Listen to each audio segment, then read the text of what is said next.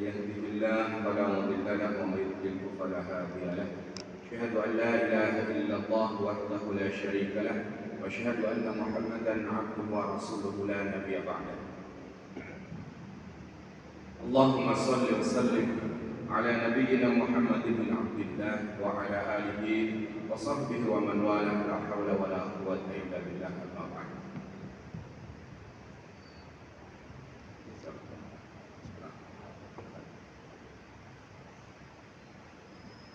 Sekalian azanillah wa iyyakum jamaah salat subuh yang dirahmati Allah Subhanahu wa taala. Yang mulia, bagaimana kabar semuanya? Alhamdulillah ya, sehat semua. Alhamdulillah, kita bersyukur kepada Allah. Bahkan bersyukur ini seperti biasa Al-Fakir mengajak untuk membacakan salawat dan salam untuk Nabi, keluarga dan sahabatnya. Allahumma sholli wa sallim ala nabiyina Muhammadin wa ala alihi wasallam. Yang kita lanjutkan dengan membaca doa dalam belajar.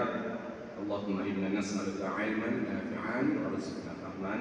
Allahumma anfa'na bima 'allamtana. Sallallahu ala nabiyina Muhammadin wa ala alihi wasallam.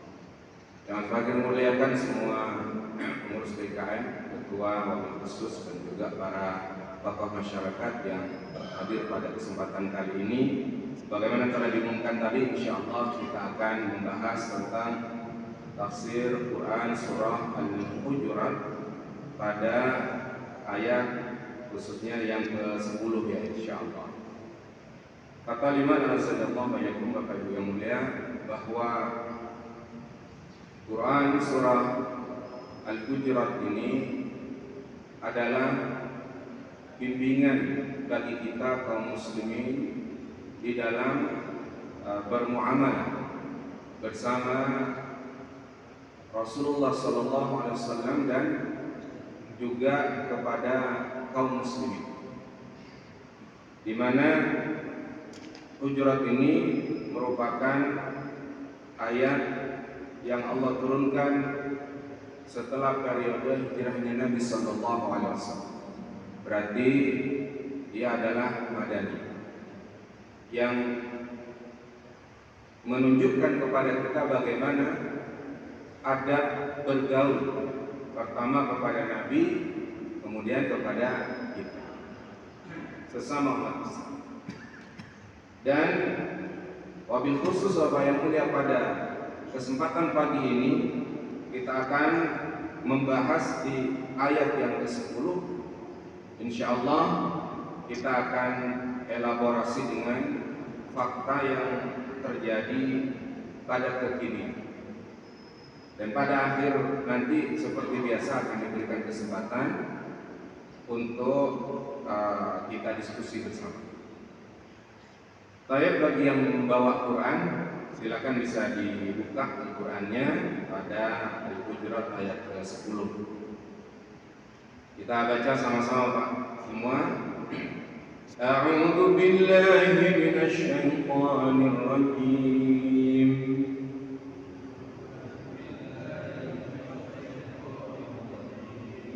Bismillahirrahmanirrahim.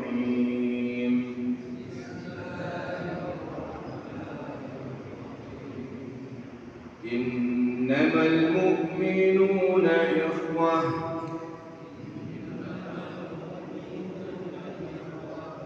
فأصلحوا بين أخويكم واتقوا الله لعلكم ترحمون.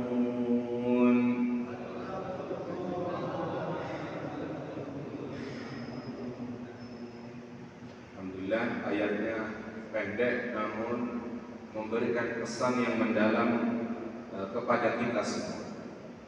Karena kita membahas dari tafsir, saya bawakan alat yang bisa memuat beberapa tafsir di sini, namun qadarullah kadang-kadang nggak diduga ada kendala. Tapi nggak apa-apa, saya ada aplikasi ayat. Bagi yang punya di gadgetnya ada aplikasi ayat, silakan dibuka saja di aplikasi tersebut. Itu di Quran surah Al-Hujurat 10 biasanya ada beberapa tafsir di mana ada tafsir as-Sa'di. Ada tafsir as-Sa'di di paling atas. Nah, itu bisa dibuka, kita baca sama-sama. Alhamdulillah ini sudah mulai. Baik Bapak yang mulia,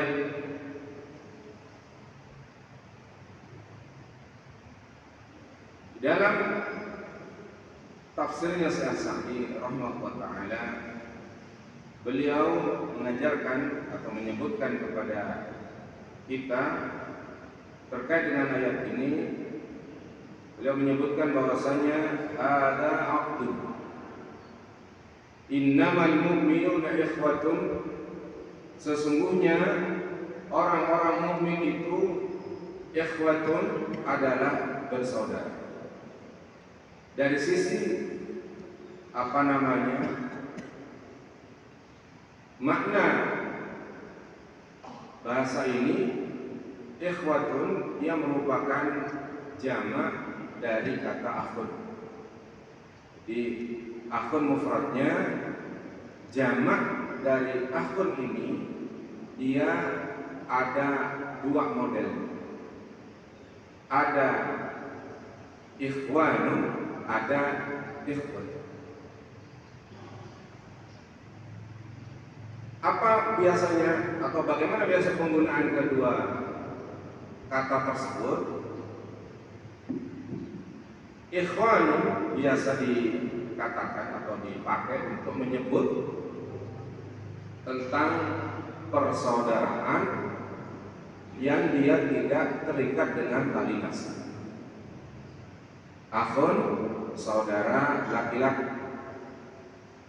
Maka kalau kita biasa dipanggil itu ya ikhwan, itu saudara laki-laki, saudara dari sisi bahwa kita bersaudara, tapi tidak dari sisi nasab. Mungkin bersaudara dari sisi suku bangsa atau tempat dan yang lain-lain. Nah, kalau ikhwan itu biasanya dipakai dengan sesuatu yang berhubungan pada nasab. Nah, di sini Allah Subhanahu wa taala menyebutkan bahwasanya mukmin itu adalah bersaudara. Dan yang digunakan adalah ikhwatun. Ini menarik bahwasanya Allah ingin tunjukkan kepada kita bahwa persaudaraan yang dibangun di dalam Islam itu adalah persaudaraan yang kuat, Bapak yang persaudaraan yang ya bahkan seperti persaudaraan dengan darah. Jadi karena ada tali nasab.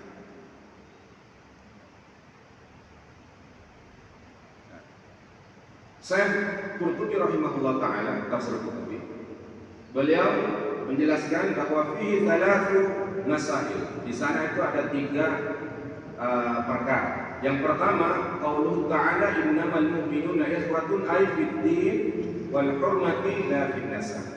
Yani ini persaudaraan di dalam agama. Di dalam persaudaraan yang ada adalah persaudaraan agama.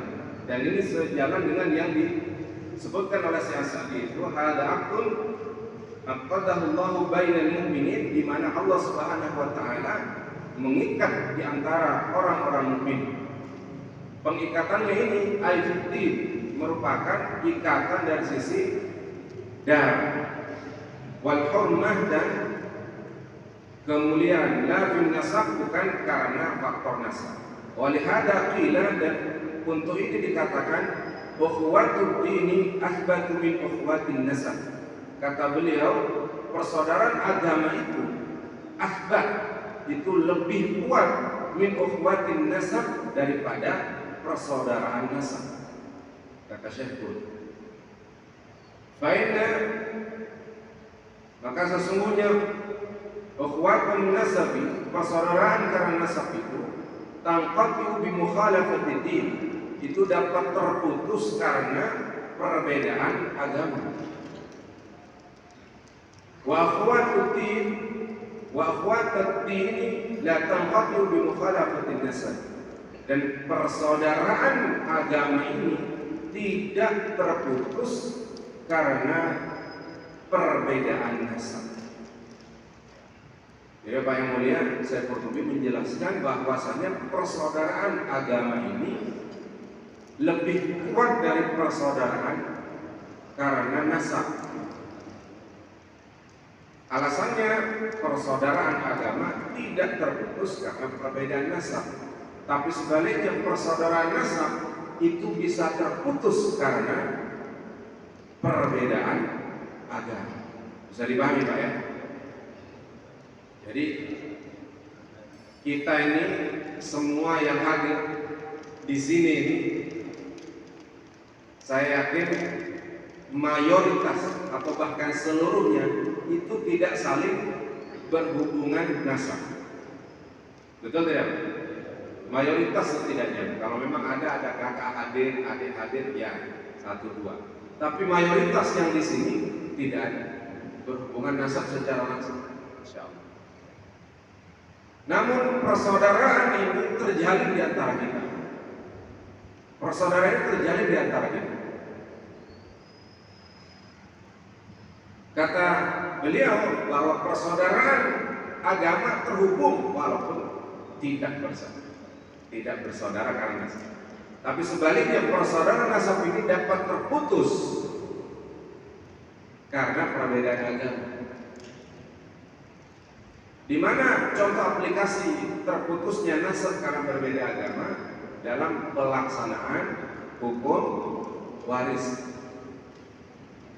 Di dalam hukum waris Islam itu disebutkan bahwa jika seseorang meninggal dunia, maka hartanya akan jatuh kepada ahli waris yang masih berada dalam ikatan akidah yang sama. Jika tidak, maka orang yang berbeda akidah tidak berhak menerima warisnya. Demikian sebaliknya. Jadi bapak dan anak, walaupun jelas itu anak keturunan langsung dari bapaknya, tapi ketika berbeda akidah, maka tidak akan saling mewarisi. Kalau dikatakan bahwa orang ini tidak ada ahli waris yang lain, cuma ini satu-satunya anaknya, tapi sayang anaknya terkena syubhat, dia kafir, murtad, ahli waris lain tidak ada, semua mati ditelan ombak misalnya, tinggal satu anaknya, murtad lagi, naudzubillah. Akhirnya apa? Siapa yang akan mewarisi hartanya? Yang mewarisi hartanya adalah kita kaum muslimin, melalui tentu negara. Jadi negara yang akan mengambil alih harta orang yang meninggal ini, nanti kemudian dibagikan oleh negara kepada orang yang berhak, kalangan fakir miskin yang terdekat dengan si mayit.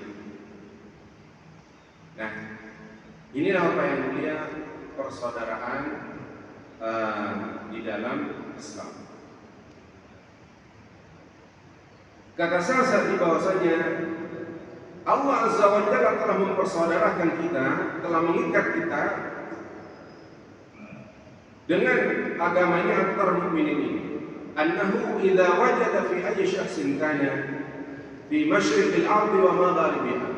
Bahwasanya dimanapun manusia berada, baik di penghujung timur dunia maupun di penghujung barat dunia, maka siapapun mereka yang beriman, al-imanu billah, yang mereka menyatakan iman kepada Allah, wa malaikatihi, dan kepada malaikatnya, wa kutubihi, dan beriman kepada kitab-kitabnya, wa rusulihi, dan beriman kepada rasul-rasulnya, wal yaumil akhir, dan beriman kepada hari akhir yang Allah pasti datangkan hari akhir tersebut, hari kiamat. Fa innahu akhun lil mu'minin, kata Syekh Sa'di, maka sesungguhnya dia itu adalah saudara bagi orang-orang mukmin dimanapun berada. Jadi manapun Bapak yang mulia, baik di penghujung timur dunia maupun penghujung barat dunia, ketika mereka menyatakan keimanan yang sama, mereka itu adalah saudara kita. Persaudaraan akhawatun tujibu an yajiba lahul mu'minun, yang mana persaudaraan itu mewajibkan kita untuk an yuhibba lahul mu'minin, untuk mencintai orang-orang mukmin, ma yuhibbuna li anfusihim, sebagaimana mereka mencintai pada diri-diri mereka.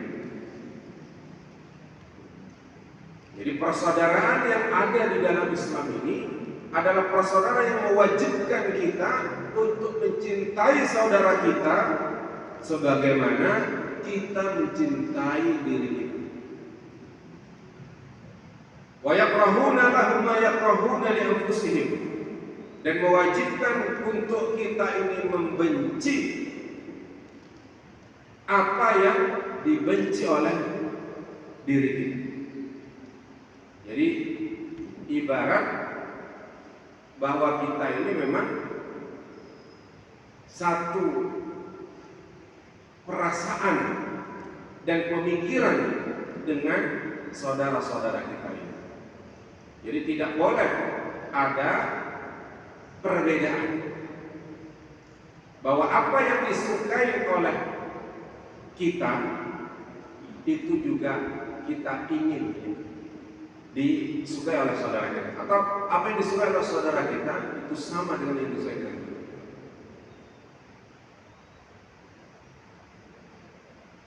Dan walihada, untuk ini kata Nabi, qala Nabi sallallahu alaihi wasallam amara bi huquqil ukhwatil imaniyah, dan untuk ini baginda Nabi sallallahu alaihi wasallam memerintahkan dengan hak-hak persaudaraan keimanan ini. Dalam sebuah hadisnya Nabi sallallahu alaihi wasallam bersabda, la tahasadu, jangan kalian saling hasad.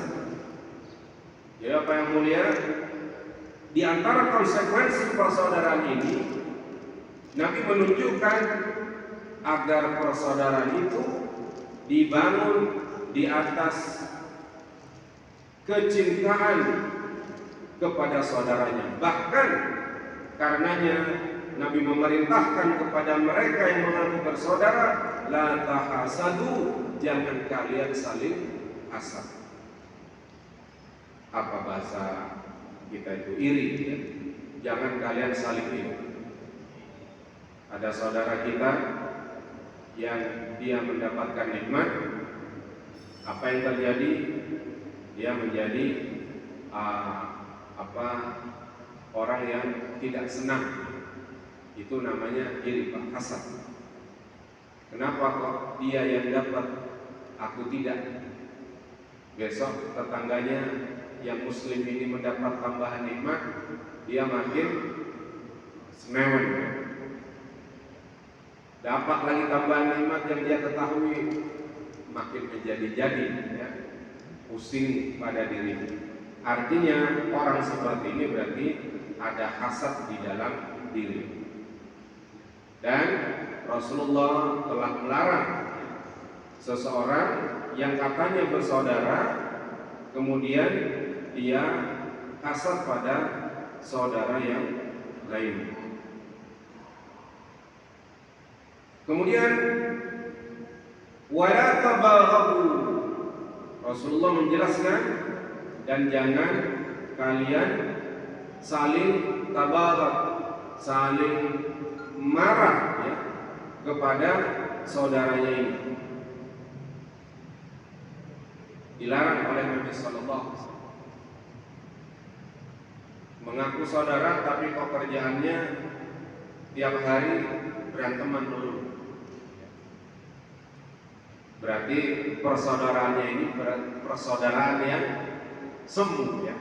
Mestinya saudara ya saling mengasihi, tapi yang terjadi saling berantem. Naudzubillah.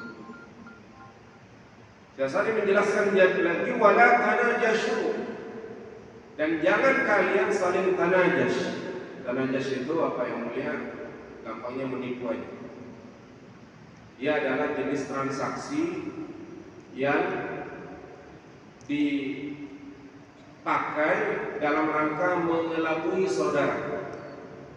Pengelabuannya bagaimana? Jadi ada transaksi seorang menjual, dia berkomplot Pak dengan temannya. Agar apa? Agar orang yang di sekitar itu tertarik untuk membeli. Dia jual misalnya nih HP dijual 1 juta. Ada kawannya, wah nawar itu HP bagus gitu. Saya berani deh 1.100.000 nih. Yang satu lagi, iya saya. Akhirnya orang yang nggak ngerti apa-apa ya, tertarik untuk membeli. Padahal tadinya tidak. Kenapa? Karena ada dorongan-dorongan di sekitarnya itu najas. Ya, jual beli, ya gampangannya begitu. Bahkan di dalam bertransaksi seorang saudara itu tidak boleh menipu. Harus saling memudahkan. Jadi kan kita karena tidak ingin ditipukan itu, maka demikian juga saudara kita itu juga tidak ingin ditipu. Karenanya kita jangan melakukan penipuan kepada saudara kita. Nah inilah wala tanajashu. Kemudian apa yang mulia, bahkan Rasulullah mengatakan wala yabi'u ahadukum ala ghairi ba'di, dan janganlah kalian itu membeli di atas pembelian saudaranya atau menjual di atas penjualan saudaranya. Jangan membeli atau jangan menjual di atas penjualan saudaranya. Artinya kalau ada orang yang dia sedang menawar sesuatu misalnya, maka jangan kemudian kita masuk untuk menawar sesuatu tersebut sebelum saudaranya selesai ya, dalam urusan penawarannya.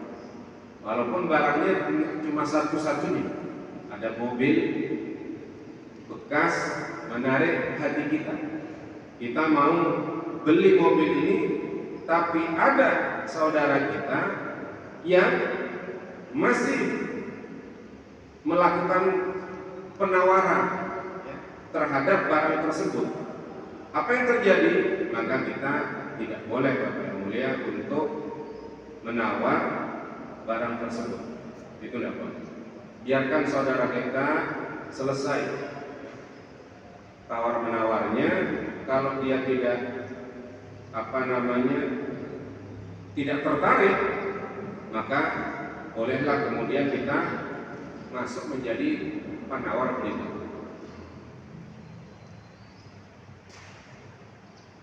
Atau sebaliknya misalnya menjual di atas penjualan saudara kita. Ada saudara kita menjual barangnya. Nih, beli nih barang saya. Berapa? 1 juta handphone. Sedang bertransaksi kita datang. Kamu bawa barang itu 1 juta, aku jual 900 katanya. Akhirnya dia nggak jadi beli. Akhirnya belilah ketika. Nah ini dilarang ya. Di dalam Islam persaudaranya sampai seperti itu. Dan bahkan seorang laki-laki yang hendak meminang seorang perempuan, yang hendak memperistri seorang perempuan, dia ada dalam pinangan dalam masa khitbah, maka dia dibiarkan sampai selesai masa khitbahnya, baru kalau Anda ingin berkhitbah juga baru masuk setelah. Nggak boleh dalam masa khitbah kemudian Anda datang ingin melamar juga, padahal dia masih dalam lamaran orang lain. persaudaraan dalam Islam melarang itu. Wa kunu ibadallahi ikhwana. Lalu kemudian Rasulullah SAW memerintahkan kepada kita kaum muslimin, wa kunu, dan jadilah kalian ibadallahi ikhwana, menjadi hamba Allah yang bersaudara. Ini cocok dengan apa yang Allah sebutkan tadi, innamal mu'minuna ikhwat. Sesungguhnya orang-orang mukmin itu bersaudara. Rasulullah juga memerintahkan wa kunu ibadallahi ikhwana. Jadilah kalian hamba Allah ikhwana, yang saling bersaudara. Bahkan Rasulullah menegaskan al-mu'minu akhul mu'min. Orang mukmin itu adalah saudara mukmin yang lain, katakan. La yadhlimu, dia tidak boleh menzaliminya. Wa la yakhdhuluhu, dia tidak boleh menghinakannya. Wa la yahqiruhu, dia tidak boleh meremehkannya. Ini tuntunan persaudaraan dalam Islam. Jadi kalau kita selama ini tidak melaksanakan kaidah persaudaraan dalam Islam, ya boleh jadi mungkin kita tidak memahami bagaimana seharusnya kita bersaudara. Rasulullah sudah kasih guidance, la tahasadu, wa la tanajashu, wa la tabaghadu, wa la yabi'u ahadukum ala bai'i ba'din ala bai'i ba'din, wa kunu ibadallahi ikhwana. Al-mu'minu akhul mu'min, la yadhlimuhu wa la yakhdhuluhu wa la yahqiruhu. Ini tuntunan di dalam Islam. Maka ikhwatal iman azanallahu wa iyyakum, dari sini kita belajar bersama bahwasanya persaudaraan yang dibangun di dalam Islam ini adalah persaudaraan yang melampaui batas sekat yang saat ini ditanam oleh penjajah kafir laknatullah alaihim atas diri kita kaum muslim. Kita telah disekat-sekat oleh mereka bahwa yang namanya orang Arab itu memiliki kebangsaannya sendiri. Arab tidak perlu tunduk kepada orang Turki. Ini dulu dihembuskan oleh siapa? Oleh agen penjajah. Jadi siapa yang menjajah kita? Kaum muslimin. Padahal dulu kaum muslimin sejak Rasulullah SAW mendirikan daulah pertama di Madinah, di Yathrib ya kala itu, beliau mendapatkan mandat kekuasaan dari orang-orang di Yathrib yang mendiami Yathrib. Siapa? Yang mayoritasnya dari suku Aus dan Khazraj. Kala itu ya, Rasulullah istilamul hukm, menerima pemerintahan.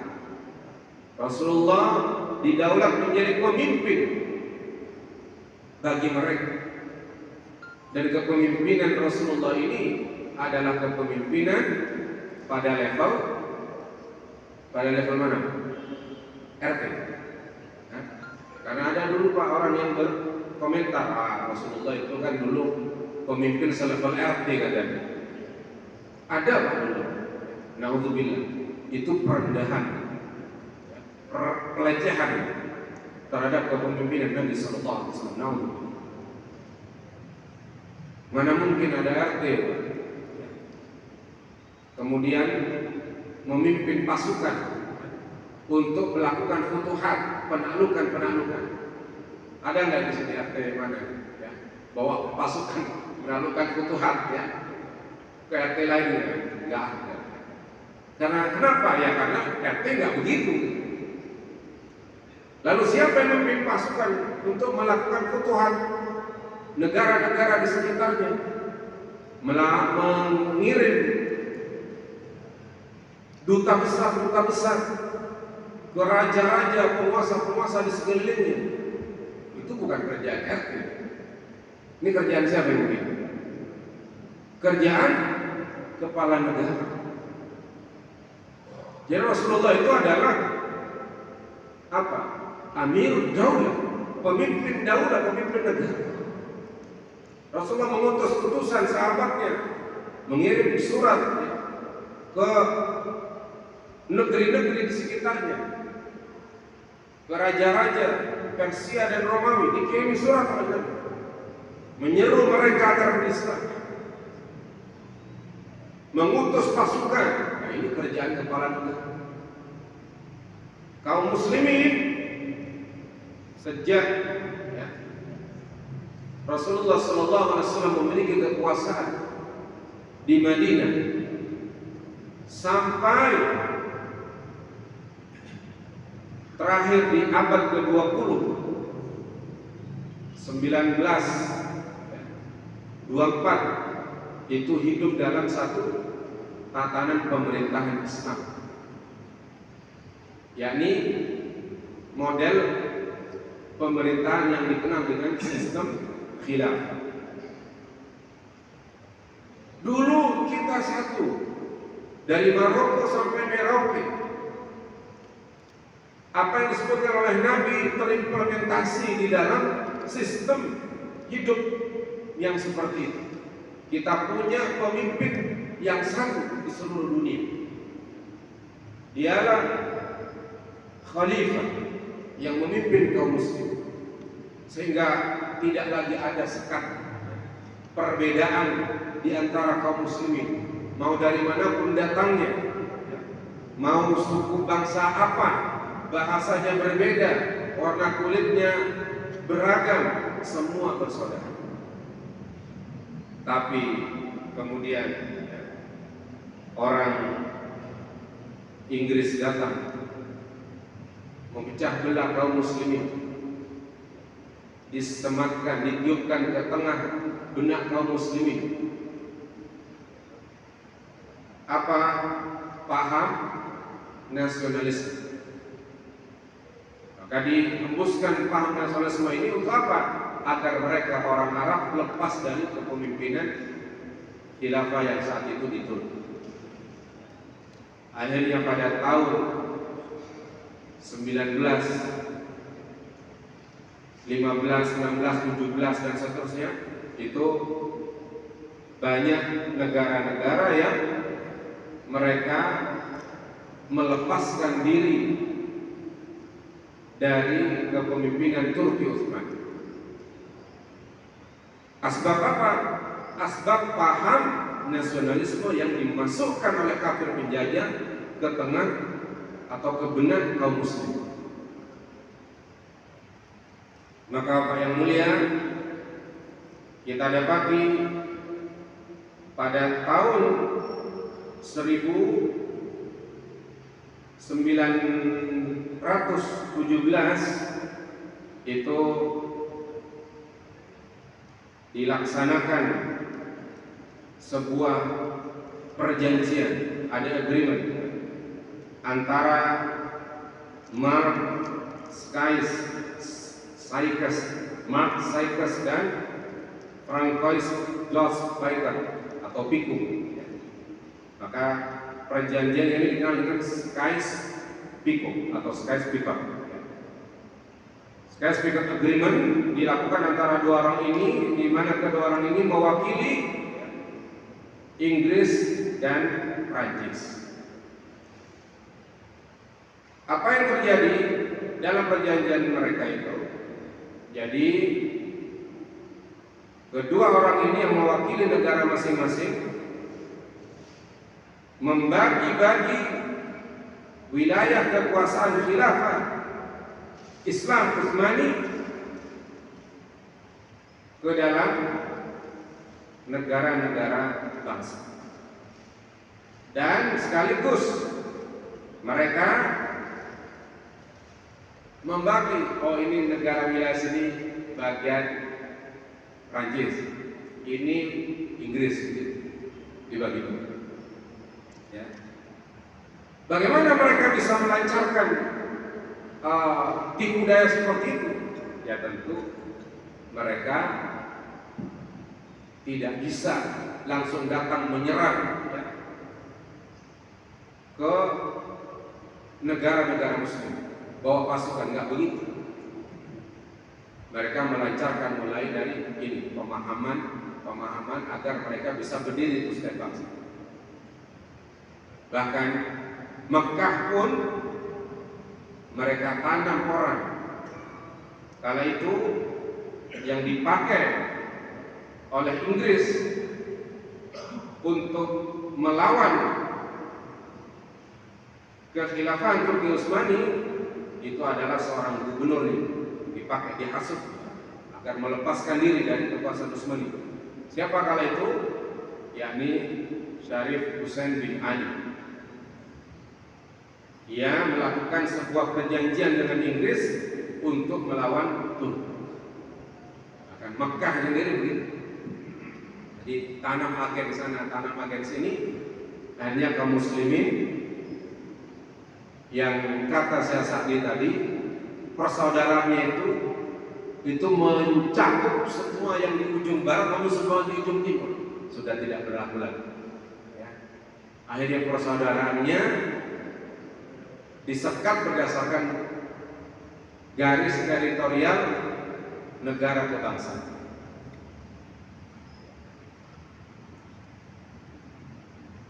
Yang dikenal dengan istilah apa?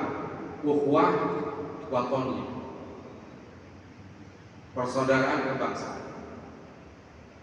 Apa dampaknya model persaudaraan seperti ini yang dipecah-pecah ini, Pak? Dampaknya ya, hari ini kita bisa melihat bagaimana saudara kita yang hari ini ada di Syam, di Palestina, ya, yang masya Allah, ya, Pak Ustadz benderanya udah pakai bersorban, ya, itu dibombardir oleh penjajah Israel, penjajah Bani Israel, Zionis Yahudi. Apa yang terjadi? Tidak kemudian serta-merta membangkitkan rasa ingin membela di tengah penguasa kaum muslimin, di tengah penguasa kaum muslimin. Adapun di tengah kaum muslimin, alhamdulillah perasaan persaudaraan masih hidup. Kalau ditanya nih kepada Bapak yang mulia, Pak, melihat fenomena hari ini, saudara kita dipukuli, dibunuhi, kira-kira Anda bagaimana? Terima atau tidak? Terima atau tidak, Pak? Kita tidak terima. Tapi yang aneh, ada sebagian orang yang mengaku muslim di negara kita ini, yang dia tokoh, kalau ada hal-hal penting begitu, biasanya ngomong. Ya, kalau kaitan teroris seperti yang ngomong muncul orang itu. Ya. Diwawancara di sebuah TV. Apa yang dia katakan? Apa kita nggak usah repot mikirin Palestina? Itu persoalan mereka. Itu bukan urusan kita. Kita punya urusan sendiri yang tidak kalah banyaknya dan seterusnya. Dia mantan pejabat negara. Kalau yang ngomong ini orang kafir, rasanya saya masih ada ruang maklum. Ada ruang maklum ya. Kita katakan atas ngomong begitu orang kafir. Ya kan? Orang kafir dengan kafir yang lain itu akan saling membantu. Tapi ini mengaku muslim. Ucapannya seperti itu. Bahkan dikonfirmasi nih Pak sama si pewawancara di TV. Loh kalau begitu Bapak nggak setuju dong dengan langkah pemerintah Indonesia yang mengirim duta besar ke sana, yang mengirim apa? Menteri luar negeri untuk mendukung. Ya buat apa? Nggak setuju. Ini yang bikin kita terheran-heran. Heran. Di saat yang bersamaan, di tempat yang lain, bukan di negeri muslim, di negeri kafir, dan juga orang kafir, di saat yang bersamaan, justru they stand with Palestine, kata mereka. Mereka berdiri bersama Palestina. Dia serukan kepada orang kafir. Ada di negara kafir, dia menyerukan pokoknya harus dihentikan. Kok bisa orang kafirnya begitu? Dia lihat dari sisi humanity, kemanusiaan. Nah ini ada orang Islam di negara Islam, dari sisi kemanusiaan saja tidak ada. Itu luar biasa bagi saya, aneh, ya memprihatinkan. Padahal kata Nabi Sallallahu Alaihi Wasallam di dalam hadis yang lain, Rasulullah bersabda, hadis riwayat Imam Muslim, "Mathalul mu'minina fi tawaddihim." Persoalan permisalan seorang mukmin fi tawaddihim, dalam hal saling mencintai, wa tarahumihim, dan saling menyayangi, wa ta'atufihim, dan saling lemah lembut menyantuni. Mathalul jasadi, itu seperti perumpamaan satu jasad, satu tubuh. Idza ishtaka minhu 'udhun, ketika salah satu anggota badannya menderita, tada'a lahu sa'irul jasad, maka anggota badan yang lain akan turut merasakan penderitaannya, bisahari wal humma, dengan dia tidak bisa tidur, begadang, wal humma, dan meriang.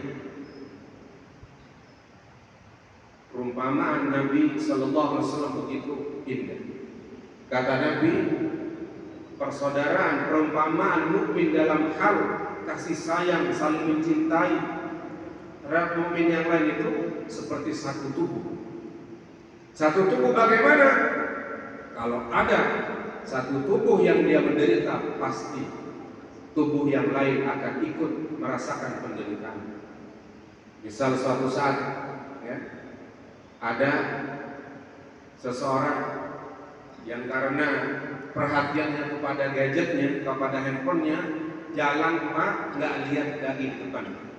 Dia yang dilihat handphonenya, ambil jalan, ya kan? Handphonenya jalan, nggak terasa kakinya menendang batu, berdarah kakinya.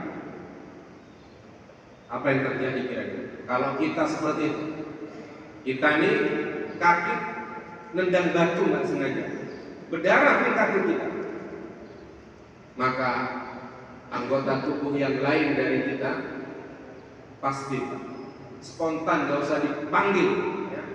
Mulut langsung spontan mengucapkan sesuatu yang seiring dengan apa yang dirasakan oleh kaki kita.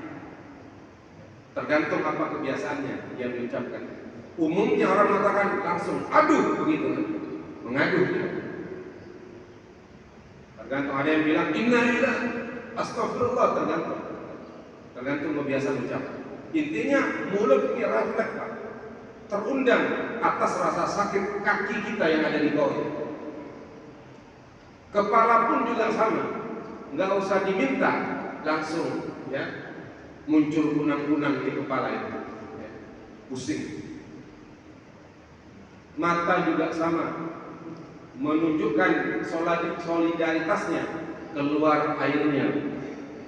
Hidung juga kadang-kadang bahkan meler karena nahan sakit yang luar biasa. Bahkan nanti malam gara-gara kuku lepas undang batu, nanti malam nggak bisa tidur, meriang. Betul tidak? Inilah satu tubuh. Ini satu tubuh. Tapi kalau ada ya, kaki terantuk batu, lalu yang diucapkan nggak seiring, ya. Begitu kaki terantuk batu tadi kan, waduh sakit. Itu ucapannya kan. Tapi kalau ada orang yang kemudian mendengar begitu kakinya terantuk batu, ada suara, rasain dulu. Ada nggak yang begitu? Itu pasti, hampir bisa dipastikan itu keluar dari mulut bukan tubuh yang sama. Pasti dari mulut tubuh yang lain. Betul ya? Kalau mulut tubuh yang sama, omongannya pasti aduh atau innalillahi, aduh sakit. Tapi kalau kemudian muncul begitu terantuk batu keluar darah, rasain itu pasti dari mulut yang berbeda.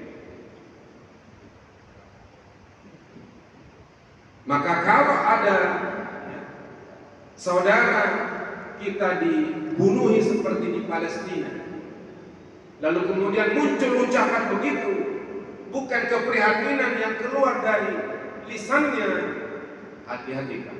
Ini indikasi jangan-jangan memang dia mulut dari anggota tubuh yang lain. Loh, bukankah sama manusia? Manusianya sama. Maksudnya apa? Identitas tubuhnya Islam, KTP-nya Islam. Tapi ketika ada yang menderita anggota tubuh, dia mengatakan gak usah pikirin. Berarti jangan-jangan ini anggota tubuh yang lain. Memang labelnya sama, ya, tapi ternyata beda. Hati-hati. Karena Rasulullah Sallallahu Alaihi Wasallam itu pernah menyatakan dalam hadis, kalau ada orang yang dia bangun pagi, lalu kemudian dia tidak peka dengan nasib yang menimpa saudaranya, man asbaha walam yahtam bi amril muslimin, dan dia tidak perhatian dengan perkaranya kaum muslimin, yang ketika dia bangun pagi yang dia pikirkan hanya dirinya sendiri, hanya keluarganya saja, yang dia pikirkan hanya urusannya saja, yang pedagang yang begitu melek mata langsung teringat bagaimana dagangannya hari ini, mau dagang di mana. Yang guru dosen juga sama, begitu bangun pagi yang dia pikirkan, ya, apa yang akan diajarkannya nanti. Yang murid juga sama, ya, dia pikirkan dirinya sendiri. Yang lain bagaimana? Masa bodoh, bukan urusan dia. Apa kata Nabi? Falaysa minhum, mereka bukan dari kalangan kaum muslim, atau kama qala na'udzubillah. Maka ikhwata liman azza ini persaudaraan yang mestinya, ya, dibangun dalam diri. Ini Bapak yang mulia, saya tegaskan bukan nasihat kepada Anda, tapi ini nasihat kepada saya yang menyampaikan. Jadi kalau ada manfaat silakan diambil. Ini loh persaudaraan. Dan saudara kita yang di Palestina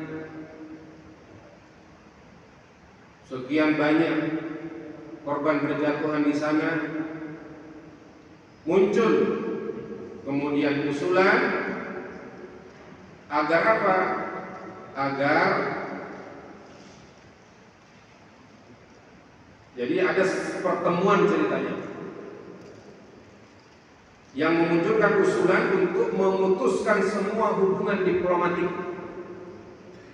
dan ekonomi dengan Tel Aviv, Bani Israel, menolak wilayah udara Arab bagi penerbangan Israel, dan bahwa negara-negara Muslim penghasil minyak harus mengancam untuk menggunakan minyak sebagai alat pengaruh untuk mencapai gencatan senjata di Gaza.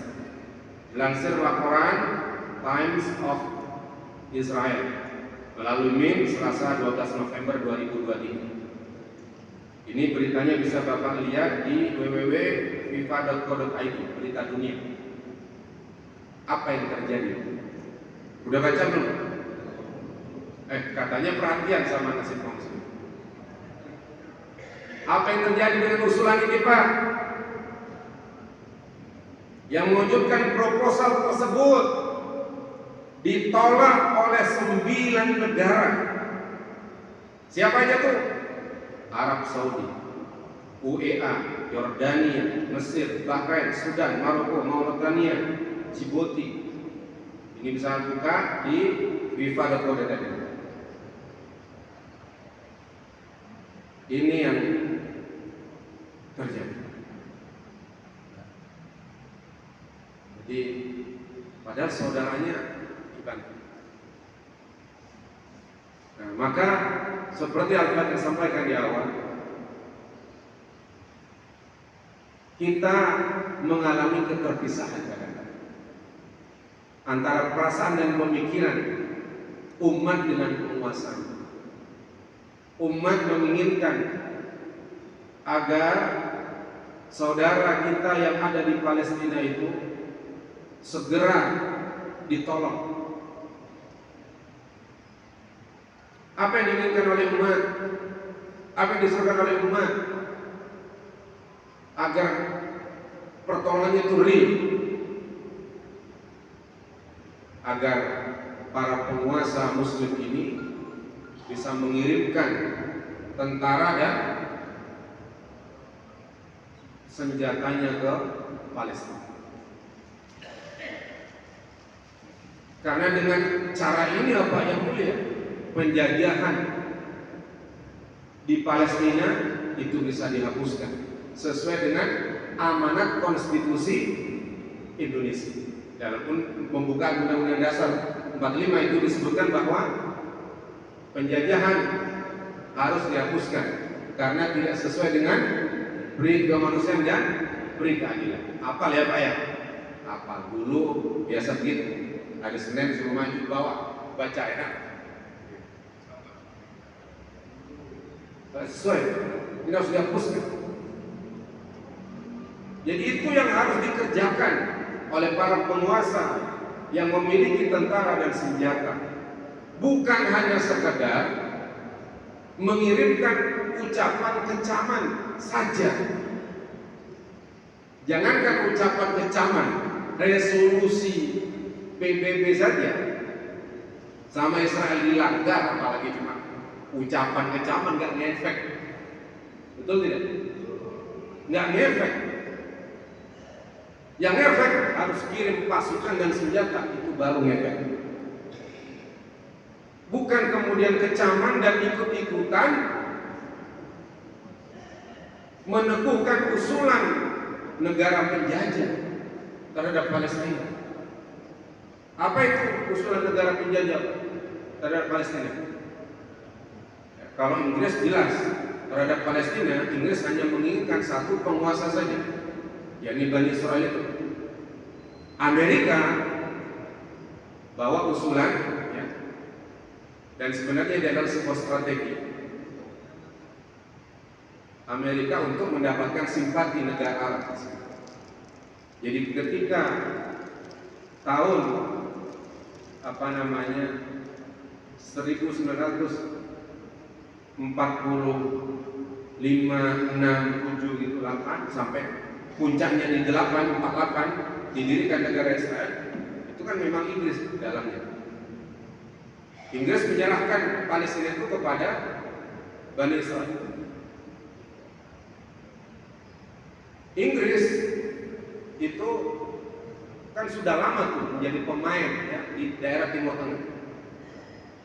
Tahu dari mana ngaji? Kebetulan saya baru malam kemarin ngaji. Kita ada kitab tentang masalah qadhiyah Syirkul Awsat. Jadi kita masuk bab tentang problematika Timur Tengah. Itu sedikit tahu lah dari kitab itu tahu. Jadi Inggris itu pengaruhnya kan kuat di daerah Timur Tengah. Nah, Amerika itu pengen dapat pengaruh karena banyak sumber daya di situ. Terus gimana? Amerika bawa usulan, untuk Palestina usulan Amerika itu apa? Kalau dalam bahasa kitab ini disebut sebagai halud daulatain, yakni solusi dua negara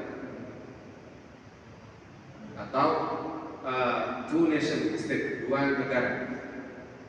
Palestina berdiri dan Israel juga diakui. Nah, ini yang kemudian diadopsi oleh kebanyakan bangsa-bangsa lain termasuk negara kita.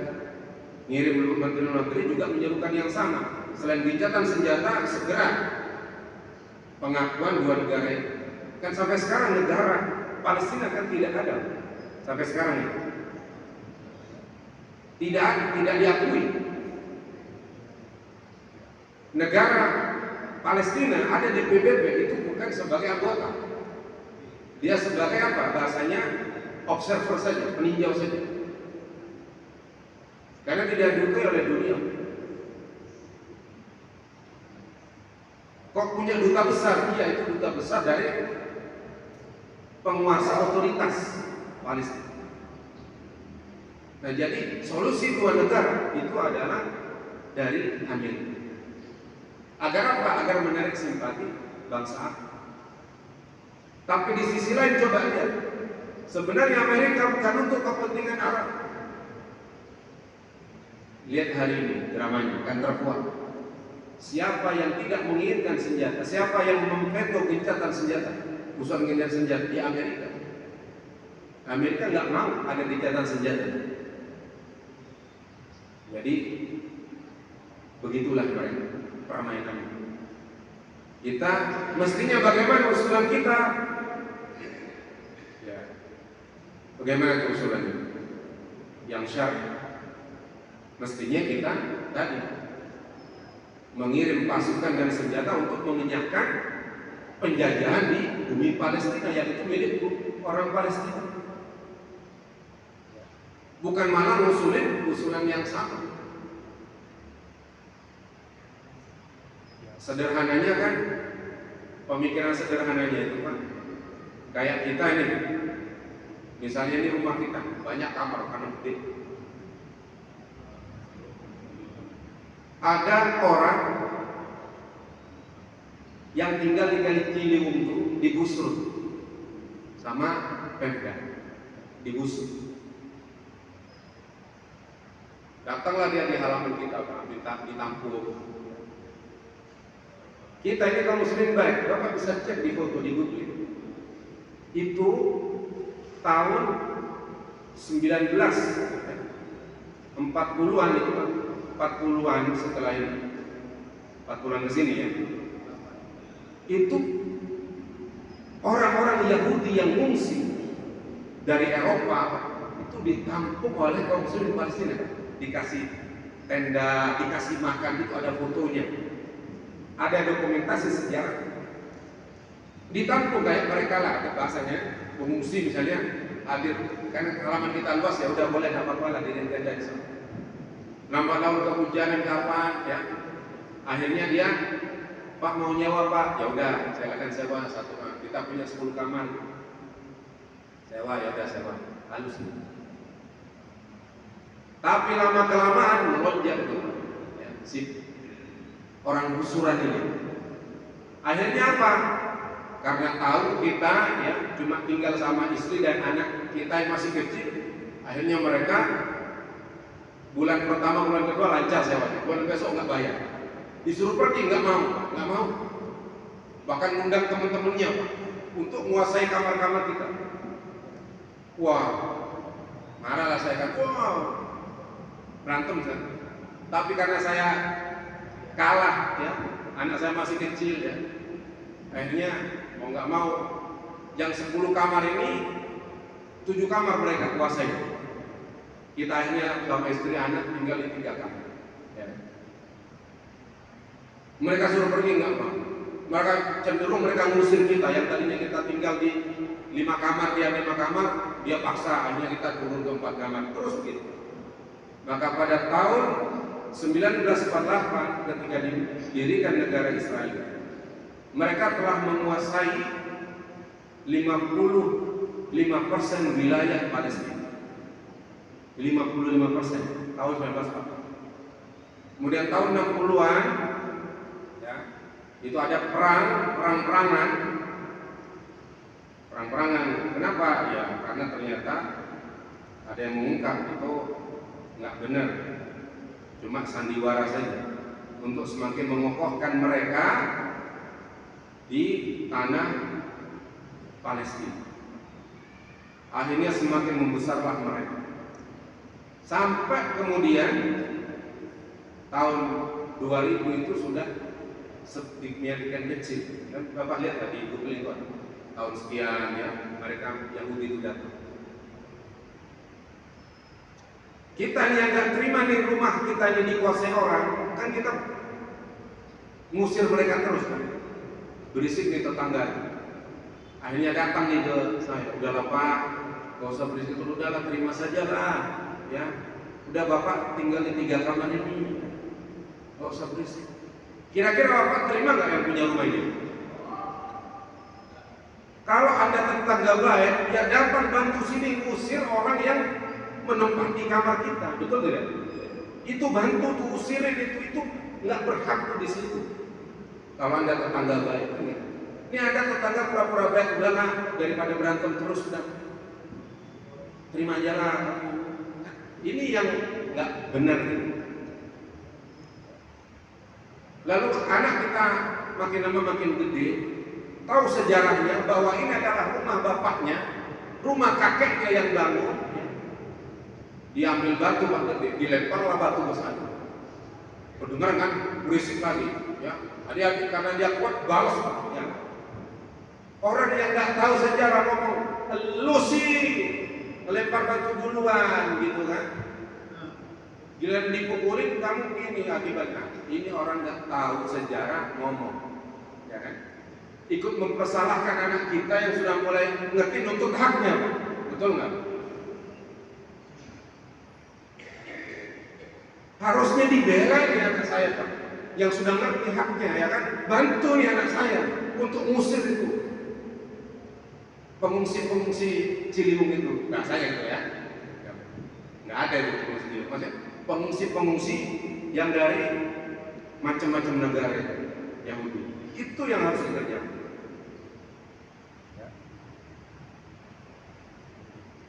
Nah kemudian dalam tafsir ini saya saling menyebutkan waqala sallallahu alaihi wasallam, lalu beliau membawakan hadis lagi satu lagi, bersabda Nabi sallallahu alaihi wasallam, al-mu'minu lil mu'min, seorang mukmin dengan mukmin yang lain itu kal bunyan, sebagaimana bangunan, yashuddu ba'duhu ba'dha, yang saling memperkuat satu dengan yang lain. Syabaka sallallahu alaihi wasallam baina asabi'ihi, dan baginda Nabi merapatkan apa di antara jari jemari. Jadi persaudaraan muslim itu begitu. Kalbunyan, sebagaimana bangunan, bata satu dan bata yang itu saling berekat, ya, saling merekatkan. Jangan saling apa menghancurkan, tidak boleh, tidak boleh. Mereka di Palestina, walaupun jauh di sana, bukan satu bangsa dengan kita, tapi mereka punya hak persaudaraan iman dengan kita. Nggak boleh kita cuek. Satu bangunan saling menguatkan. Bagaimana dengan di sini? Hati-hati juga. Sebentar lagi kita akan masuk waktu kontestasi. Pilih memilih ya. Ini juga potensi bukan saling menguatkan, bahkan saling menceraikan itu banyak. Belajar dari yang lalu-lalu, bahkan ada ya, saudara berantem gara-gara beda pilihan. Suami sama istri juga gak cocok gara-gara beda pilihan. Hati-hati ya. Mereka ini muslimin, saudara muslim, saling menguatkan. Jangan gara-gara urusan yang cemen bahasanya lalu kemudian kita lupakan nih hak saudara muslim kita. Hati-hati, kita harus waspada. Walaqad amarallahu wa rasuluhu, dan sungguh Allah telah memerintahkan, dan demikian juga Rasulnya yang memerintahkan yang sama, bil qiyam bi huquqil mu'minin, agar kita menegakkan hak-hak kaum mukminin, ba'duhum li ba'din, satu dengan yang lain. Perhatikan itu perintah. Harus saling menegakkan hak-hak mukmin. Wa bima bihi yahsulu ta'alif wa tawad, yang dengannya kemudian dihasil atau dicapai yakni kelembutan dan kasih sayang. Wa tawassul bainahum, dan saling berwasilah yang mengikat tali persaudaraan di antara mereka. Kullu hadza, ini semua ta'yidun li huquqi ba'dhum 'ala ba'din. Ini semua adalah penguatan ta'yid untuk menegakkan huquqi ba'dhum 'ala ba'din, hak satu dengan yang lain. Famin dzalika, dan oleh karena itu, idza waqa'al iqtital bainahum, ketika terjadi saling iqtital, saling bunuh, saling bermusuhan di antara mereka, al-mujibu li tafarruqul qulub wa tabaghuha, yang karenanya kemudian hati-hati saling bercerai ya, dan saling marah, wa tadabaruha, dan saling membelakangi dengan yang lain. Maka kata Allah, apa kata tafsir, kata Allah itu fa aslihu baina akhawaykum, maka damaikanlah di antara saudara mereka. Maka Sa'di menyatakan falyasluh al-mu'minuna baina ikhwanihim, maka damaikanlah orang mukmin itu di antara saudara mereka. Jadi kalau ada pertikaian antara dua kubu di tengah persaudaraan kita ini, jadilah kita air, jangan jadi bensin. Ada dua kubu saling bertikai, datang bukan bawa air, dia bawa bensin, makin runyam urusan, ya kan? Persaudaraan memang berat. Bahkan kita ini yang saling ngaji saja, masjid yang mestinya diurus dengan model pengurusan persaudaraan Islam, kadang-kadang juga ada di tempat saya itu. Padahal ini ngurus masjid loh, bukan ngurus yang lain. Masjid yang pasti orangnya orang Islam semua, ya kan? Ya, begitulah Pak ya. Kadang-kadang kan begitu. Ada saja nggak cocok gitu, berantem gitu. Ada berantemnya mau ngurus masjid gitu kan. Bagaimana kalau terjadi begini? Faslihu baina akhawaykum, kata Allah, maka damaikanlah di antara mereka. Ya. Jangan kita bawa bensin makin bikin runyam. Oh iya itu dasar, itu biasa begitu tuh. Ya. Dulu waktu saya jadi pengurus juga begitu, dia kira waduh, makin punya majikan, ya. Diislahkan. Gimana usaha udah? Ya ini kan kita mengurus makin digaji 3, ya kan? Ya nggak usah berantem aja sama-sama. Fastabiqul khairat, ya kan? Di manage dengan baik, dirapi. Dan terakhir ditutup dengan wa yasmu fi nabihi yasulu syanatan. Jadi agar ini diupayakan agar senantiasa mereka itu ada di dalam rasa persaudaraan, ya. Jadi memang perkaranya butuh usaha juga. Persaudaraan itu tidak kemudian given, datang begitu saja ke kita. Muslim pasti bersaudara, pasti sayang, ya kan? Enggak, harus diupayakan. Defaultnya itu saling bersaudara, saling berkasih sayang. Tapi setan nggak suka kita saling berkasih sayang, sesama kita nggak suka setan. Maka ini harus diupayakan. Maka orang-orang yang hari ini tidak merasa dirinya terikat dengan saudara muslim yang lain karena berbeda wilayah tempat tinggal, berbeda suku, berbeda bahasa, maka harus diusahakan mereka itu berubah. Kasih pemahaman kepada mereka dengan pemahaman yang benar. Insyaallah dengan cara ini persaudaraan itu akan muncul, ya, dalam kehidupan kita. Wallahu a'lam bishawab. Mudah-mudahan ini bisa kita ambil manfaat dan kita bisa menerapkannya dalam kehidupan, ya.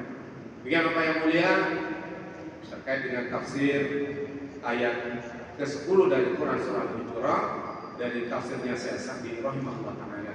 Sallallahu alaihi Muhammadin wa ala alihi. Silakan kalau ada yang mau ditanyakan. Oh ternyata setelah ditarik ke bawah masih ada 3 baris, tapi nggak apa-apa, nanti kita lanjutkan. Ya, untuk pertanyaan dan saya berikut. Terima kasih Ustaz, saya sampaikan. Pak Ustaz, bukan rahasia lagi bahwa saya ingatkan kembali bahwa mau cetuk Cina ini dengan penguasa-penguasa Barat telah sepakat memakai prinsip bahwa untuk menguasai sebuah negara itu harus dipegang pemerintahannya. Pemerintahannya dipegang, dia nggak harus tunduk pada dia. Ditunduk. Pokok khususnya umat Islam semua ini tidak bisa bergerak, saya bisa sampaikan. Ini bukan rahasia lagi. Jadi pertanyaannya Pak Ustaz, kemarin juga saya untuk ingatkan kembali, ada di zaman Uhuah bilang, bagaimana pun negara tetangga tidak bisa membantu Palestina karena raja-raja dan presiden di situ merupakan antek-antek PBB, Perserikatan Bangkai Musuh. Sudah ini dijelaskan kata oleh Ustaz. Jadi bagaimana kita berubah? Konkretnya bagaimana kita? Apa kita ini bisa dinyatakan beriman kepada Allah SWT? Kita tahu ayat-ayat Allah. Surat Taubah 18, sesungguhnya orang yang memakmurkan masjid itu orang selalu sholat, yang tidak takut kepada siapapun kecuali kepada Allah. Di kalender Al-Quran itu pasang terus dari kalender pertama terus yang 2024 itu terus ada. Sesungguhnya orang-orang yang makmur masjid itu terus dipasang. Ini bagaimana kita merealisasikan ini? Dan sudah jelas bahwa penguasa-penguasa yang akan dibentuk sekarang juga yang kita pilih, raja-raja itu semua tunduk dengan Perserikatan Bangkai Musuh itu. Sudah tunduk, bagaimana merubahnya? Ya, dan menyatakan oleh Pak Ustaz kita di sana, kita harus lurus, tidak bisa. Dr. Daud Rasid juga bilang, Yahudi ini tidak bisa dilawan dengan perundingan tingkat sampai bilangnya itu nggak bisa. Harus diperangi. Ini pernyataan ulama-ulama yang akhirat ini kan. Terima kasih Pak Ustaz. Assalamualaikum warahmatullahi wabarakatuh. Waalaikumsalam warahmatullahi wabarakatuh.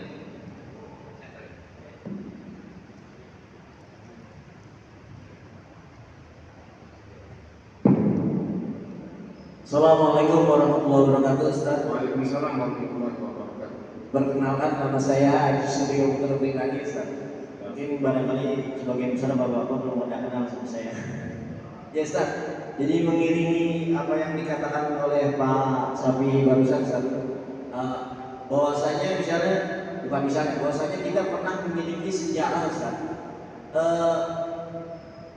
Presiden pertama kita saat yaitu Bung Soekarno, kalau tidak salah pada 7 Januari 1965 ya, apa 66 itu saya lupa, kira-kira 65 pernah keluar dari PBB karena masuknya Malaysia menjadi anggota Dewan Keamanan Tetap pada saat itu, dan pada saat itu memang sedang genting konfrontasi antara Indonesia dengan Malaysia.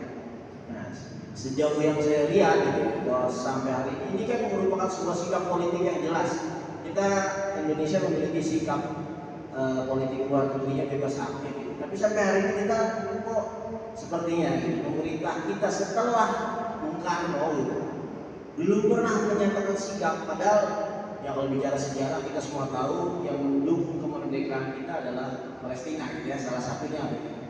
Dengan berbagai macam insya Allah kita harus kuat. Tapi sikap politik Indonesia atau bahkan ulama kita mendorong bangsa kita, tentunya melalui pemerintahan kita, untuk keluar dari PBB sebagai bentuk solidaritas kita terhadap Palestina. Gitu. Maksudnya kenapa tidak seperti itu? Satu, lalu yang kedua kan kalau kita misalnya mengingat Nabi memberikan pesan kepada kita, bahwa setiap bangun tidur maka kita harus membaca, harus disunahkan untuk membaca surat Al-Imran 190 sampai di 200. Di ayat 200-nya kan dikatakan bahwa bersabarlah kita dan tetap waspada, bersiap siaga. Itu kan bagian daripada sebuah sikap bahwa musuh itu datang dari manapun, termasuk di ayat 195-nya jangan terpedaya oleh kaum kafir. Justru kita negara yang katanya muslim, majelis ulamanya aja cuma memberikan sikap boikot, produk. Padahal harusnya lebih daripada itu, Ustaz. Gitu, Ustaz. Maksudnya bagaimana itu sebenarnya sikapnya? Apakah memang kita ya iseng-iseng aja lah ngikutin yang lain gitu, atau memang kurang tegas? Ustaz. Baik. Satu lagi kalau Ustaz.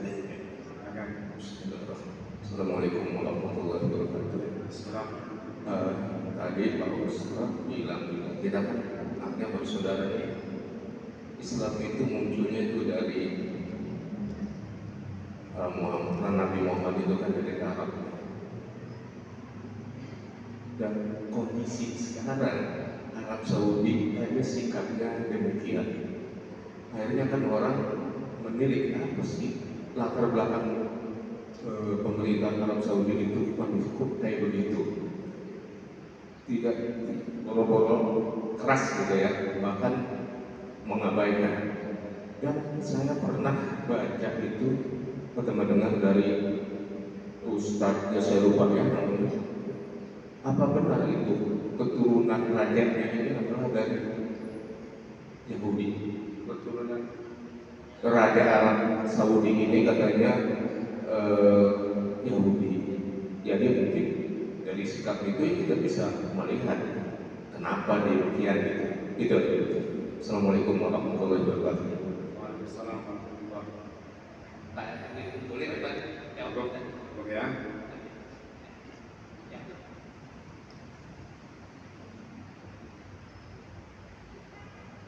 Bismillahirrahmanirrahim. Allahumma shalli ala Nabi Muhammad wa ala alihi wa man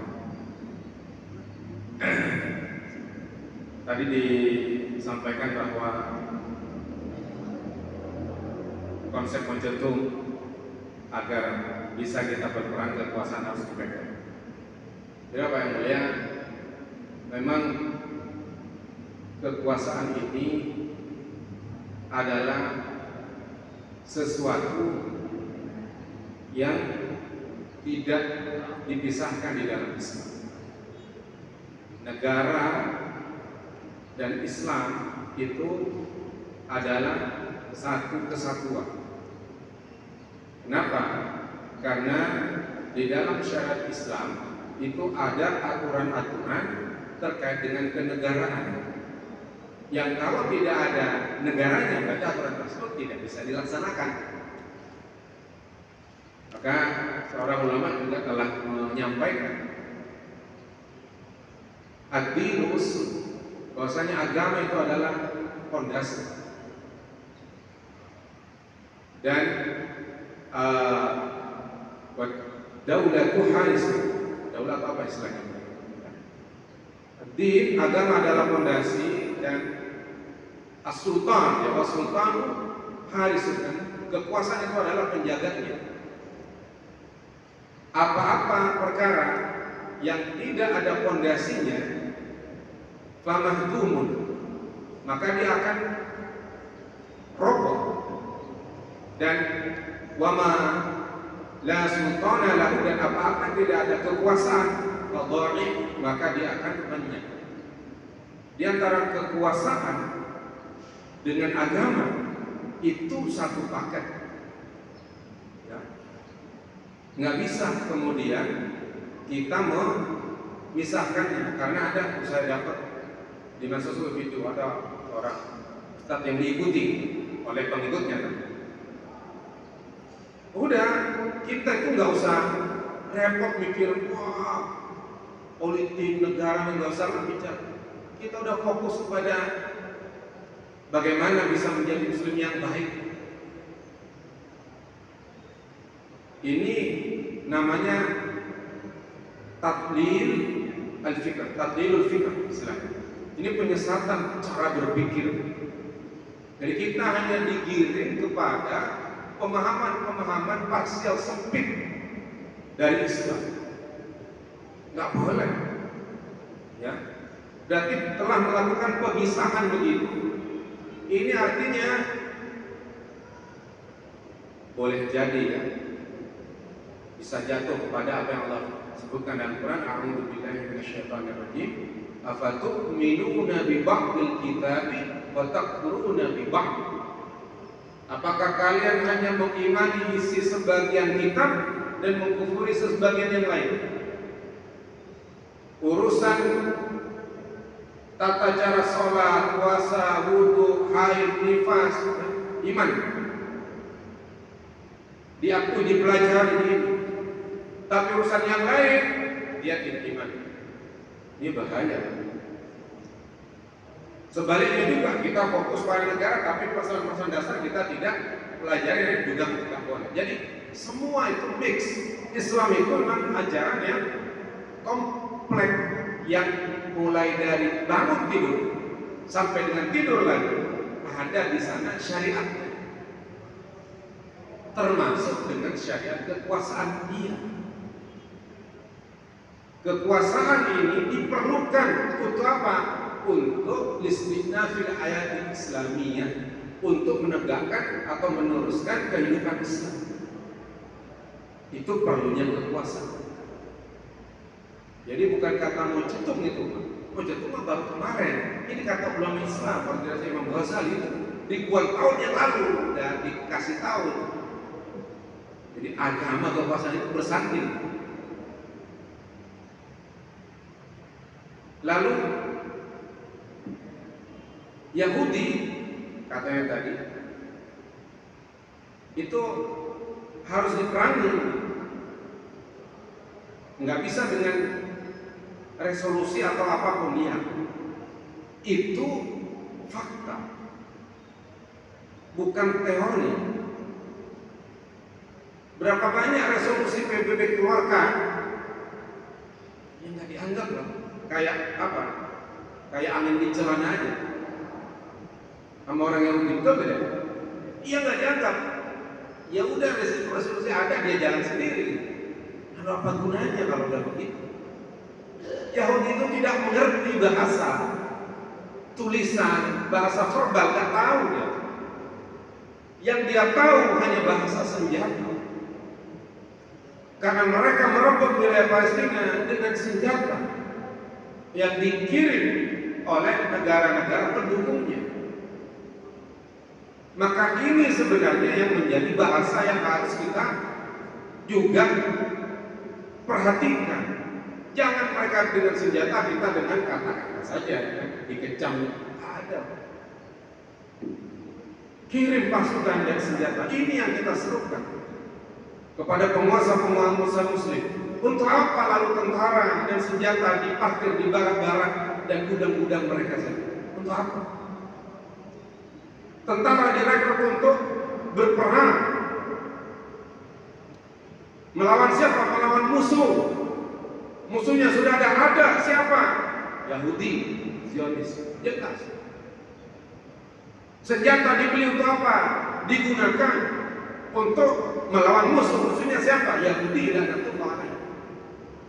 Itu yang harus dilakukan. Ya. Terus tadi sempat ditanya, bagaimana sih akhir dari peperangan melawan Yahudi? Akhirnya apa yang mulia? Secara keimanan itu Islam yang kita yang menang. Itu secara keimanan. Ya. Kenapa? Karena Rasulullah SAW pernah bersabda, "La taqumu as-sa'atu hatta yuqatilu al-muslimuna al-yahud wa yaqtuluhum al-muslimuna hatta yahtabi al-yahudi min wara'il hajar wasyajar." Tidak tegak kiamat, kata Nabi, sebelum kaum muslimin itu memerangi Yahudi, dan kaum muslimin akan memerangi Yahudi sampai Yahudi itu berlari, berlindung di balik pohon dan batu. Fayaqulul hajar wal syajar, maka berkatalah batu atau pohon itu, ya muslim, hai muslim, ya abdullah, wahai hamba Allah, hada yahudiyyun khalfi, ini ada orang Yahudi di belakangku ini.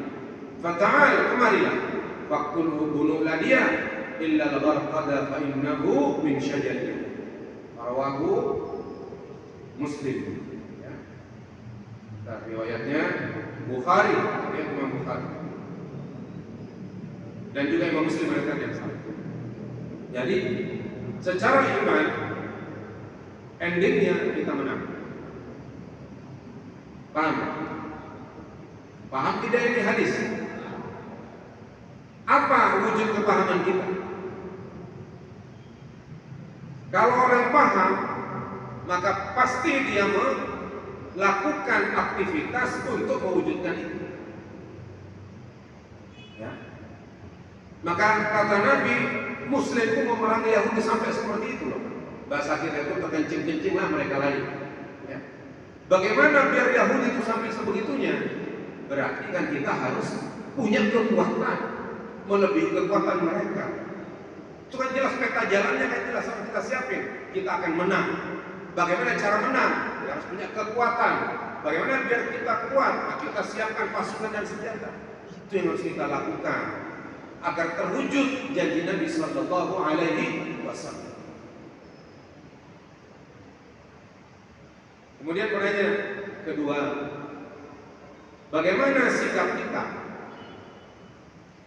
yang generasi saat ini tidak seperti generasi sebelumnya yang berani menyatakan keluar dari perserikatan bangsa-bangsa atau apa tadi? Perserikatan bangsa-bangsa. Bagaimana bisa begitu? Jadi apa yang mulia? Sebenarnya harus kita ini, makanya penting belajar sejarah itu agar kita tidak kemudian salah arah di dalam melangkah. Dulu sebelum ada yang namanya United Nations, itu ada namanya League, ya, ada Liga dulu, Liga Bangsa-Bangsa. Liga Bangsa-Bangsa itu dari mana? Itu dari kumpulan negara-negara Kristen di Eropa yang mereka itu ingin menghadang laju perluasan Islam ke wilayah Eropa. Mereka itu membentuk aliansi Liga. Bikinlah mereka itu negara kesana. Itu untuk apa? Menghadap Islam ke Eropa. awalnya itu. Lalu kemudian berkembang di bangsa-bangsa berubah menjadi United Nations yang akhirnya keanggotaannya diperluas, tidak hanya negara Kristen Eropa, diperluas siapa saja. Kalau kita tahu awalnya begitu, ya jelas tujuannya itu dibentuk untuk kemaslahatan mereka, dibentuk untuk kemaslahatan mereka. Ya, kalau kemudian kita ikut serta di sana, ya kita yang harus mengikuti mereka. Kita bukan menyetir mereka, kita yang disetir oleh mereka. Lalu pertanyaannya, sikap kita bagaimana? Ya sikap kita mendorong penguasa kita agar memiliki ketegasan yang sama dengan pendahulunya, yang tidak segan untuk menyatakan keluar dari keanggotaan yang merugikan kita. Kalau kemudian berserikat lalu mengeluarkan rekomendasi, nggak didengar, untuk apa gitu kan? Untuk apa ya, buang energi, buang waktu? Ya sudah, mending kita menyerukan, ya, mengambil langkah. Udah ambil langkah sendiri.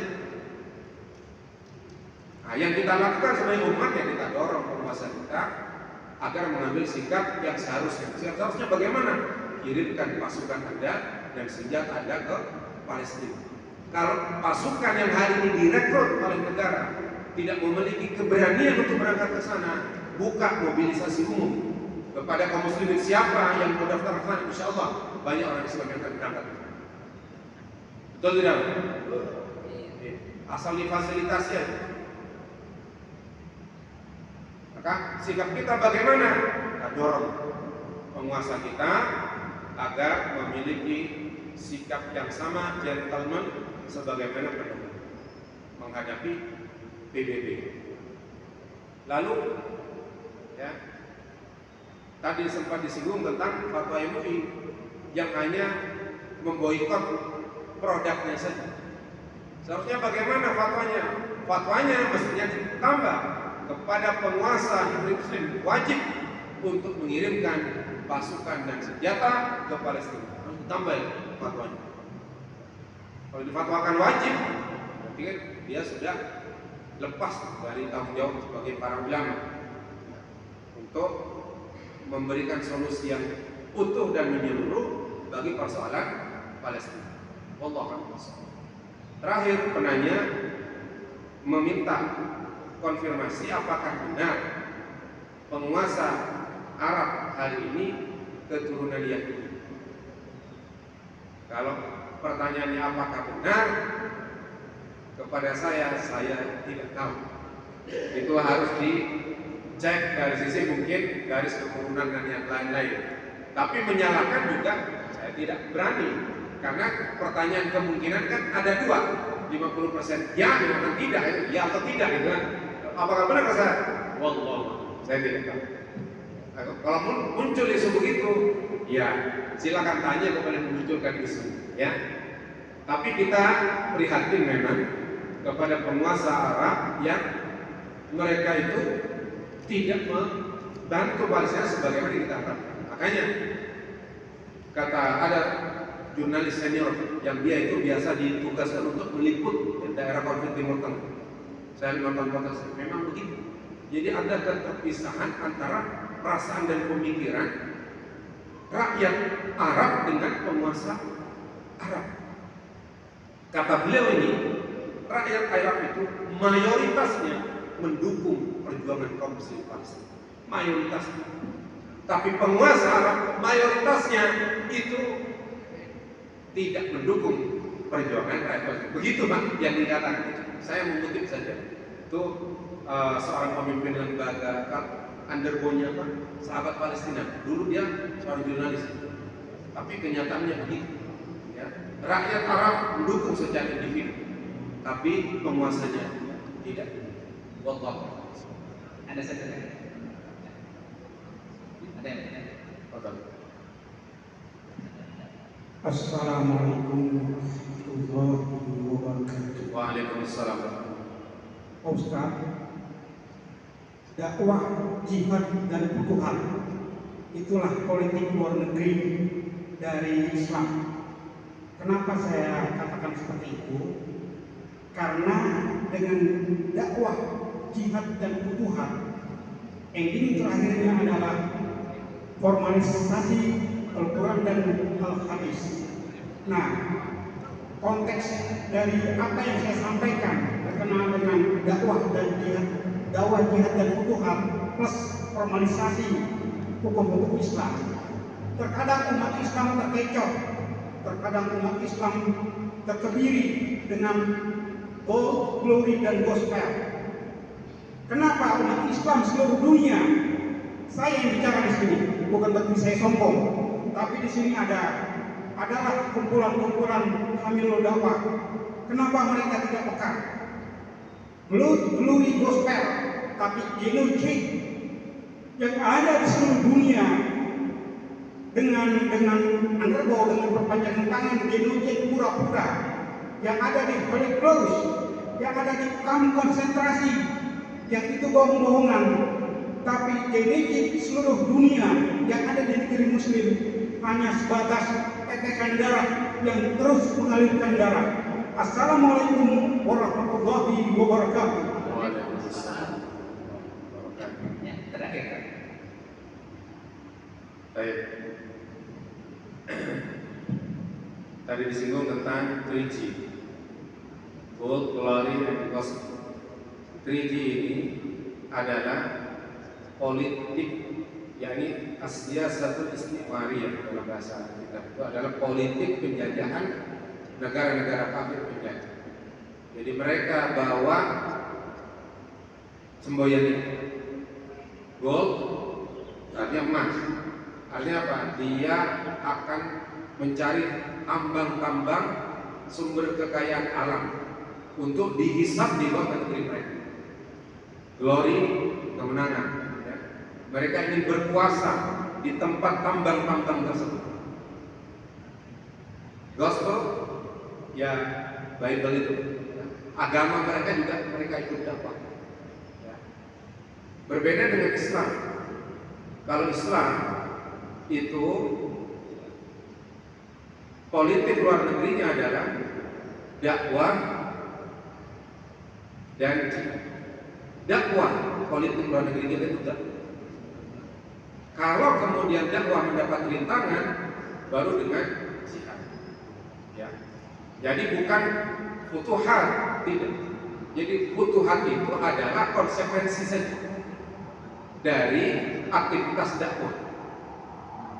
Kalau dakwah itu diterima, maka Nabi kan mengirim surat aslim taslim.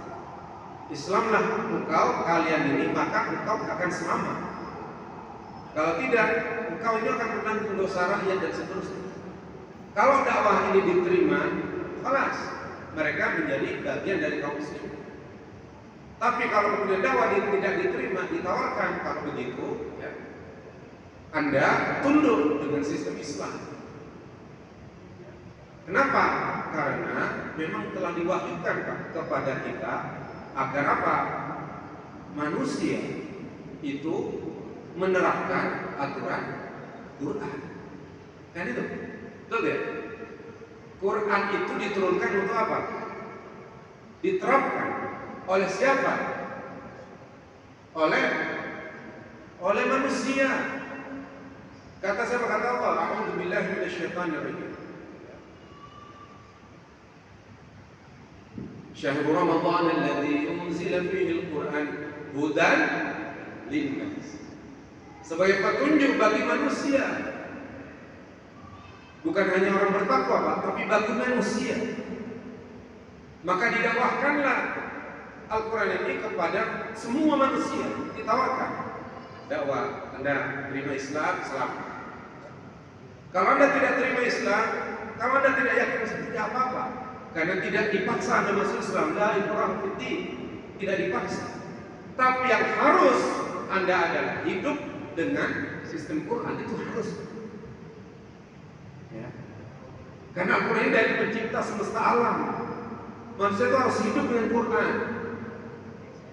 Lalu kalau dia menolak masuk Islam, apa konsekuensinya untuk tunduk kepada Al-Quran? Ya dia bayar yang namanya jizyah. Dengan jizyah itu adalah tunduk dengan sistem Islam. Kalau dia menolak jizyah, berarti dia mengundang jihad. Maka jihadlah. Nah dengan itu kemudian, jika Allah karuniakan kemuliaan, kemenangan, itulah muncul futuhat. Jadi futuhat itu adalah buah. Jadi politik itu adalah dakwah. Dan untuk apa? Istinafil hayat Islamiyah, untuk menegakkan kehidupan Islam. Ya, berbeda dengan kafir penjajah, hanya semena-mena untuk mengeruk harta benda dari wilayah yang dijajah. Ya, ini ada Bapak yang mulia yang ditanyakan tadi terakhir. Ya, ternyata tadi ada ayat penutupnya yang tafsirnya belum saya bacakan. Tinggal 3 baris saja saya baca secara 4. Allah Subhanahu wa taala menutup ayat tadi dengan ayat apa Pak? Tadi ingat enggak? Kata Allah dalam Quran, "Innamal mu'minuna ikhwatun fa aslihu baina akhawaykum wattaqullah la'allakum turhamun." Nah, wattaqullah belum kita manai. Tsumma amara bittaqwa umuman. Maka kalau yang ulang duluan enggak dapat nih penutup tafsirnya. Tsumma amara bittaqwa umuman, kemudian Allah memerintahkan bertakwa secara umum. Wa rattaba 'ala al-qiyam bi huquqil mu'minin bittaqwallah. Dan Allah Subhanahu wa taala menunjukkan bahwasanya dengan menegakkan hak-hak kaum mukminin secara menyeluruh, wa bittaqwa, yakni sebagai akibat dari menunaikan ketakwaan. Jadi apa yang mulia artinya apa? Menunaikan hak kaum mukminin itu merupakan konsekuensi refleksi dari ketakwaan.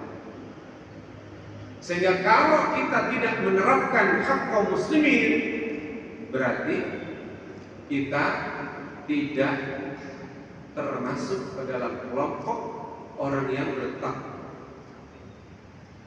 Ya, itu Pak sebagai akibatnya. Yang karenanya kemudian ya, Allah tutup ayat ini dengan la'allakum turhamun. Jadi agar supaya kalian mendapatkan rahmat dari Allah. Wa idza usilatur rahmat, dan ketika telah didapatkan rahmat, usila khairud dunya wal akhirah, maka juga pasti didapatkan kebaikan dunia dan akhirat.